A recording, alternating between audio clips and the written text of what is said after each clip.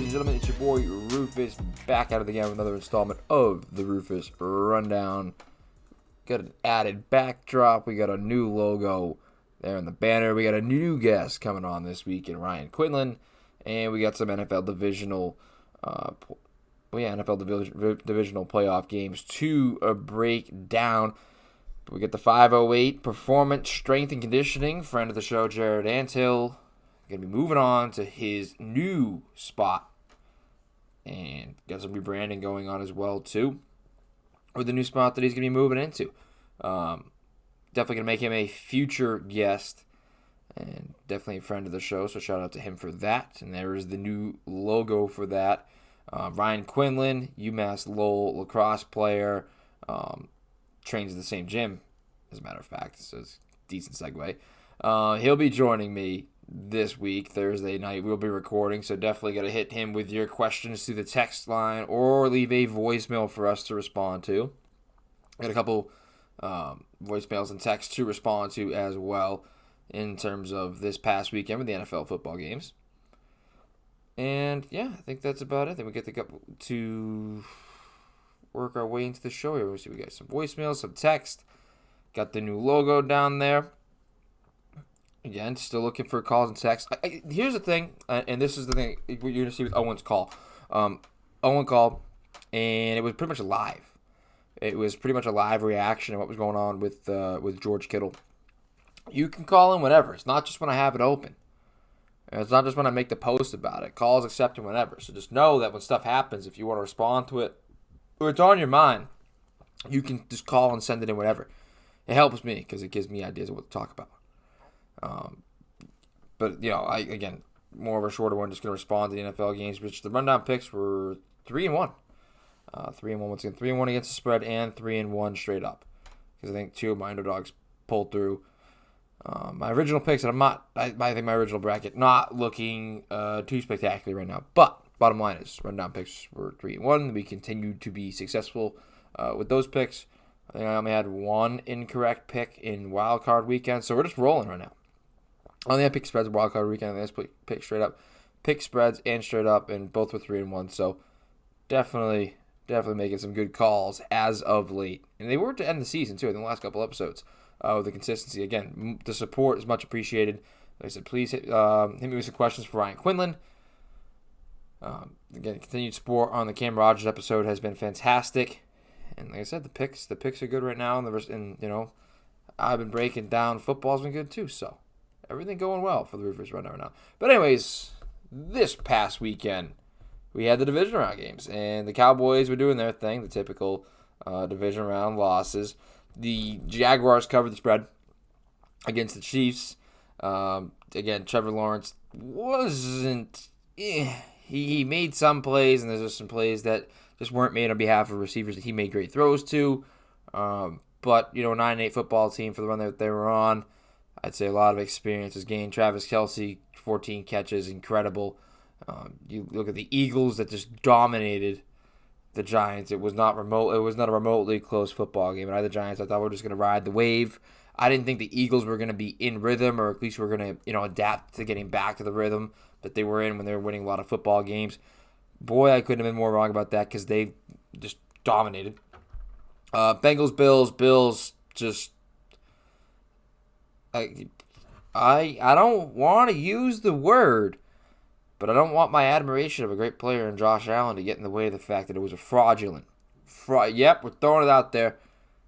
Sound the alarm, the fraud alarm. The Bills were a fraudulent football team this past Sunday. And Cowboys, 49ers... Dak Prescott, turnover machine, doing the damn thing with the ball again. Brock Purdy, doing just enough, man. He's doing just enough. 49ers pulled away there late. George Kittle with an incredible catch, something we'll get into. But, again, it was very entertaining of divisional round football, and I'm sure it'll be just as an entertaining weekend of championship game football. Alrighty, so like I said, 3-1 with the rundown picks. Chiefs, Jags. Obviously, the big news coming out of the Chiefs Jags game is the injury to Patrick Mahomes, which is certainly going to show up and be prevalent in the next game. That high ankle sprain, I think, is certainly going to bother him because we know that mobility is a huge strength of Patrick Mahomes. Again, Trevor Lawrence wasn't one touchdown, one pick, 217 yards, wasn't great, wasn't terrible. There's a couple. If there was that big catch by Kirk, that would have been huge if he made that big catch, But they come back, they cover the spread, late kick. They had to make a severe fourth quarter comeback. Casey pulling away late in the first. That's really where they decided to really pull away in that game, or at least when it shows up on the scorecard. Like I said, but Henny came in, looked all right, but I just don't see them beating a Joe Burrow-led team with Chad Henne. It's going to happy Patrick Mahomes, and I don't even know if a healthy Patrick Mahomes would be beating Joe Burrow the way he's playing right now in this year. So the fact that Mahomes he's got to have his work cut out with he's going to lack mobility. Mobility is a huge part of his game. But how much mobility do you just to throw to Travis Kelce? But a lot of those plays are on the move. I again thought it was an entertaining weekend of football. This one specifically was a very good start to the weekend. It was certainly better than the Philly game because the Philly is utterly dominated. But again, the Jags are going to have to add to this squad a little bit. Players are going to mature, get older. I must say that Travis Etienne looks to be a very solid backfield member of this team. He just, again, it doesn't matter how they get the ball to him, whether it's throwing, handoffs, but they do like to swing it out to him a lot, and those are very effective plays as well. They have Agnew in the special teams. They also have, Ingram, who they're going to have to pay some to. Kirk, they've already paid. And Zay Jones, they've already paid, which everybody thought they overpaid for him, and they still very well might have overpaid a little bit. But I think if they continue to produce at the level they were this year, those contracts will level out in value. But again, Trevor Lawrence just looking like a second-year quarterback. That was the reality of that one. Severe weather in KC. He didn't really wow me. There's a couple of runs that he had that I think were okay.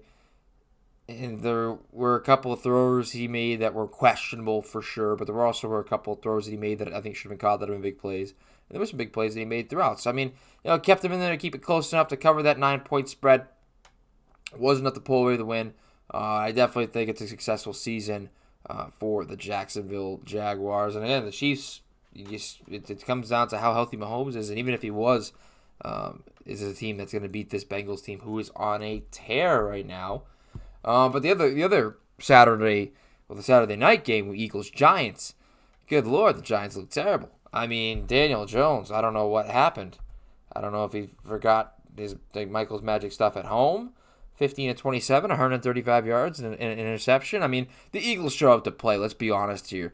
I'm not going to try and put this on any one individual on the New York Giants.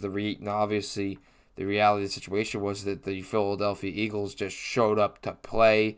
Jalen Hurts, 3 total touchdowns, Gainwell in the end zone, Boston Scott in the end zone, Miles Sanders almost running for 100 yards. I mean, they rotate the ball throughout the backfield, the quarterback runs, just big plays. Devontae Smith and Dallas Goedert were receiving touchdowns. Devontae Smith looking very good, again, getting over the top. A.J. Brown not even having to really do much. Just domination. The pass rush for Philly, the defense, everybody as a whole, every unit and every facet of football on that Eagles team is performing at an incredibly high level. And I didn't know if that was going to be the case considering how much time some of those guys had missed due to injury. But they found a way to make it click. That is a huge credit to Nick Sirianni with preparing his football team after a lot of guys are missing a lot of time. It's, like I said, huge credit to Nick Sirianni for being able to get them ready to play at that high of a level, especially for a New York team that was coming into that game confident. There's still a gut instinct with this Philly team for me where I don't know if they're the real deal, but I don't know if that's because I just don't want them to be. I'm not a huge Philly guy. I don't know. I don't know if I'm there yet. We're going to have to see when I make my picks later in the week after the Quinlan episode. I'll make some picks with Quinlan on the episode. I'm not sure if I'm 100% sold this Eagles team, but it's hard to watch that game and go the other way and try to see it any other way, that they're not legit and they're not ready to go. Again, Daniel Jones just didn't look it. Dabble can do so much, but it was under so much pressure. It was schemed so well from a defensive standpoint by the Eagles that they really just, they just did the thing. And that is a Super Bowl caliber team. The Giants were not. I don't think they have a Super Bowl caliber O-line nor receiving core. And even if Daniel Jones is a Super Bowl caliber quarterback, at least not with the weapons that he has at the moment. So having to surround him with better weapons. Of course, you paid Kenny Golladay big money, and he really hasn't shown up since. So it's hard to work out with the cap and how you can find other playmakers to get open and to scheme open for Daniel Jones. But Dabble's done a real great job all year, and I don't think that Daniel Jones is going to garner the value that's going to make him unsignable for the Giants. So I think it's a positive for them to go in and have a guy that they know that Brian Dabble can work with, that's mobile, make plays with his legs and through the air. Obviously has the arm strength and has a connection with Coach Dabble in the sense that he has improved a ton this past season. But then to open up play on Sunday, we had the Bengals and the Bills, and everybody thought this was going to be the game of the weekend, and maybe it was 49ers Cowboys to spread, but 5.5-point favorites, the Bills, and they went out and laid an egg. I mean, Josh Allen, one pick, 25 of 42 is gross. It was gross. It did not look good. They have really no run game outside of Josh Allen. 6 carries for 24 for Singletary, 5 for 13 with James Cook. They need to find some form of consistency in a run game that isn't just letting Josh Allen run around. I know they have some quarterback design runs, but still, it's just not a sustainable form of offense. It puts way too much pressure on Josh Allen to not only do that, but make plays downfield. He's just doing too much. You need to spread the burden of what this offense does off of Josh Allen. Again, the Bengals defense, the secondary showed up. They had a solid running game, and Joe Mixon running for over 100 yards. Samaje Perine chunked a couple times as well. Again, Jamar Chase with a touchdown. Probably should have had the second too, depending on what you think of that catch or non-catch. Hayden Hurst snagged a touchdown as well. T. Higgins, Tyler Boyd only had one catch.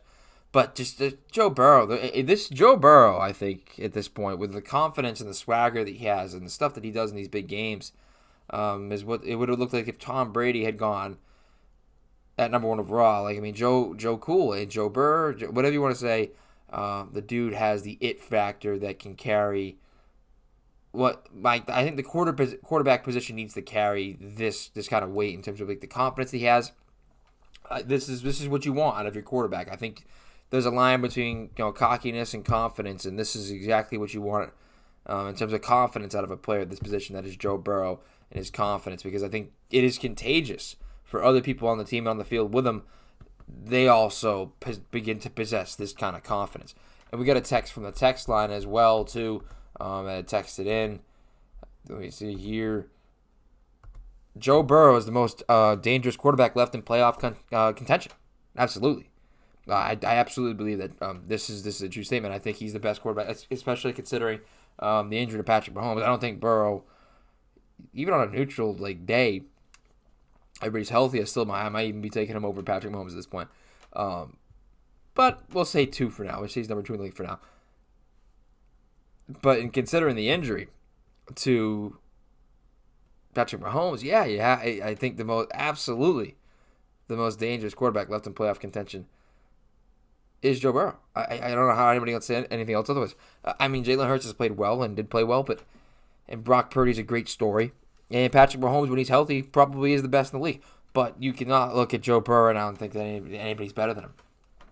There's that it factor, man. There is that it factor, and I totally agree with the texter here that Joe Burrow is the most dangerous QB left in playoff contention.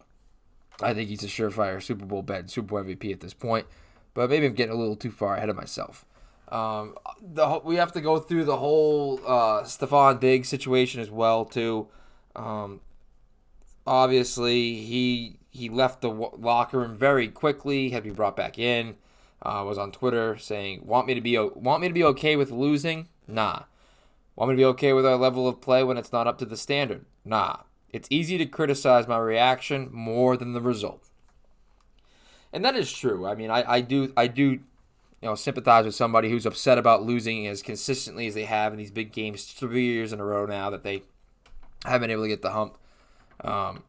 Yeah, it's tough, especially considering now the Patriots dynasty's over and now they've kind of had their time in the AFC East.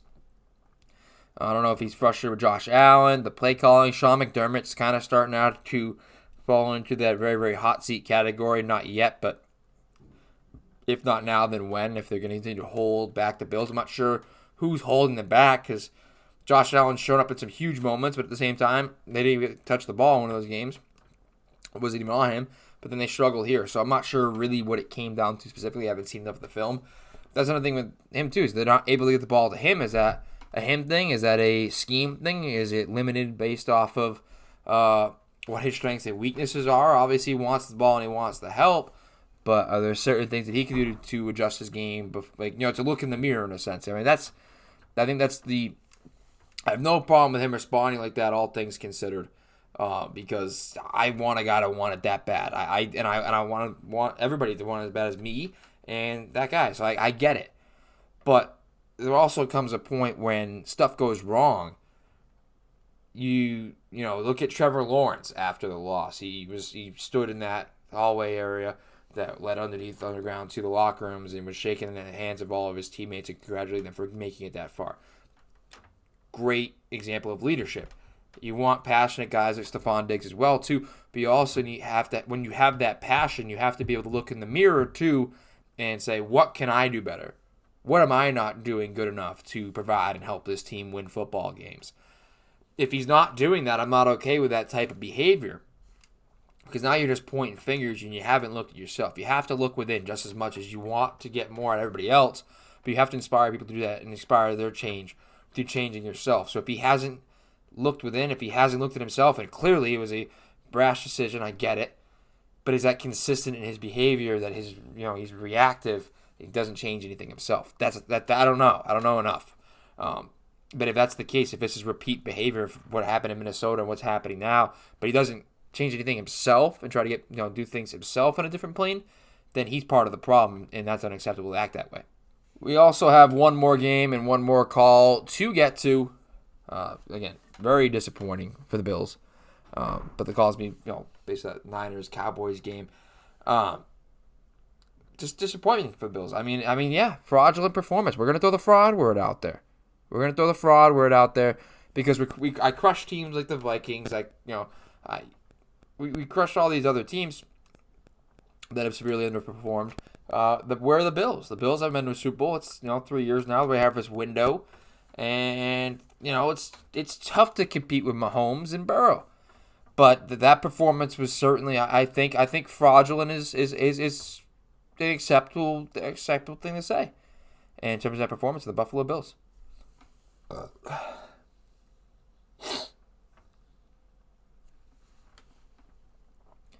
And of course, we have the last game to get into. We had the Cowboys 49ers, which was, everybody's making fun of the ending of this football game. And I think it's just unjust because, you're already just bound to lose that point. Hail Mary, what are the odds? I have no problem with them doing it the way they did, because there was a plan there, and it's a last chance. It's literally your last chance, and you're inside your own area. You're trying something besides the typical Hail Mary.